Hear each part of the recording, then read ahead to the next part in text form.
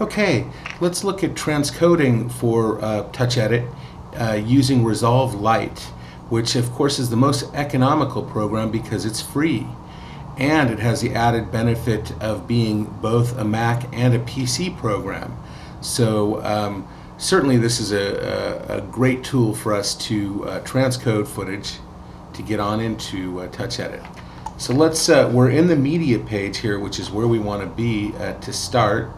So let's go ahead and navigate to the desktop, and I have exported out of my Avid Quicktime references. So rather than spending all the time to get QuickTimes, we can just get the QuickTime references here. So let's look at those, and there they are. They come up. So let's why don't we grab, well, let's just grab all of them. So you can just touch these and grab these down into the media pool, and they are now there, and we can look at this footage here, and it shows right here. Okay, so now that we have it all in, let's go over to this conform page here, and you can see they've all gone into the timeline here, which is what we want. If we were to shrink this down, we could see there are a whole bunch of clips. In fact, all of them that we have in here are in a timeline and ready to go. What's great in Resolve is that we of course could add a burn-in however we want. Say we wanted to put the source time code in, we could have that ready to go as yet another backup for what we're putting in if we're going to use this as offline material. So let's go ahead and leave that in. We of course could have done full color correction, because that is what Resolve is indeed designed for. But that's for someone else to show you, because that's not my expertise.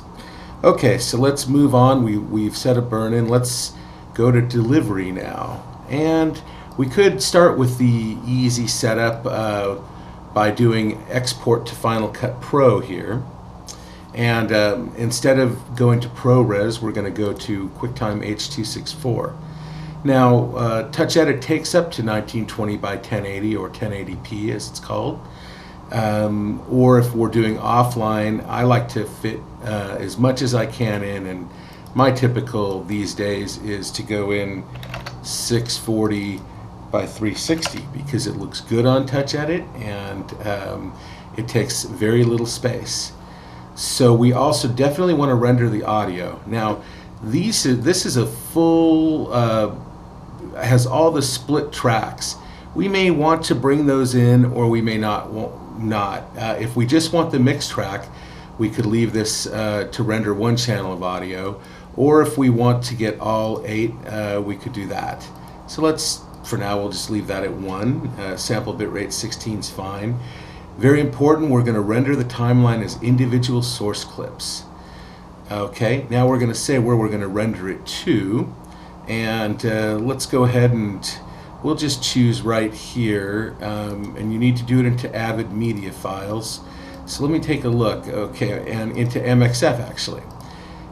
This has a 1 where the Avid ones are kept, so we'll go ahead and select the MXF and then give a new subfolder called 2. So inside MXF there'll be a subfolder called 2. Data burn-in is same as project, so we are going to get this nice timecode window here that we see.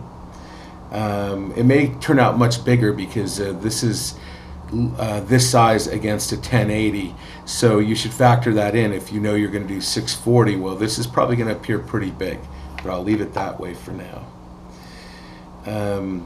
Coming down here, we absolutely do want to use the source file name. That way, if we export an XML, we can bring this back in, just an XML as offline footage, and then have it relink our XML to full res footage. Okay, so then we go down. We do not want to render each with unique file name, so we'll leave that off, and the rest of these are fine. Before we go any further though, let's just make sure by right-clicking that we select all of our clips. And you can see it's a lot. This is going to go an hour and 28 minutes and 39 seconds worth of rendering for this job. So then we say add job, and you'll get this message, but you can ignore that. And we have right here queued to go. And then we just say start render, and voila, you can see how big the burn-in is, because this is a 640 by 360. So, but that's all right.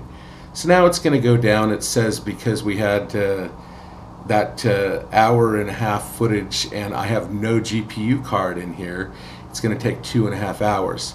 Had I had a GPU card, this same job would probably be a fraction of that. It could be a fifth of the time. So if you want a fast rendering engine, you add a card, and they can cost as little as $100 to on eBay to fit into a Mac Pro to do this, or a PC. Probably cheaper on the PC because everything seems to be.